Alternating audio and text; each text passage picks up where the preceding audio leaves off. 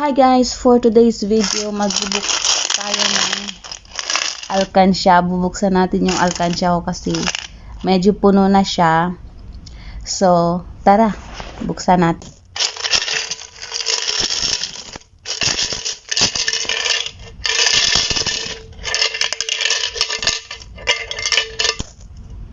Ayan, so yan yung mga naipong nating coins.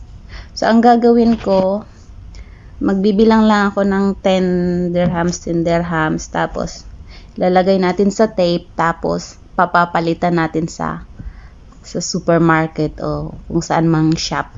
Kasi nagpapalit sila.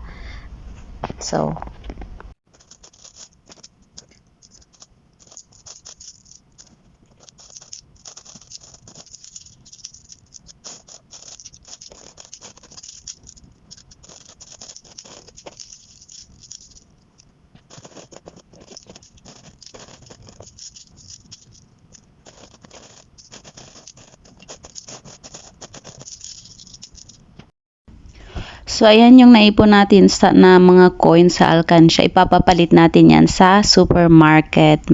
Nagpapalit sila, ayan, hinahanap nila kasi minsan nawawalan sila ng panukli. So, ayan. So, ito, 10 dirhams. Meron tayong 1, 2, 3, 4, 5, 6, 7. 70 dirhams. Tapos, ito naman, tig 50 fils.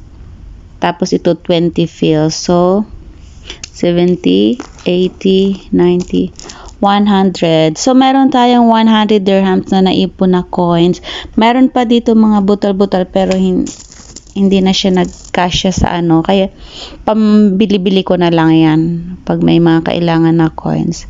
So, ayan, papalit natin yung 100 dirhams. Nasa 1,500 din yan sa pera natin sa Pinas. So, yun lang.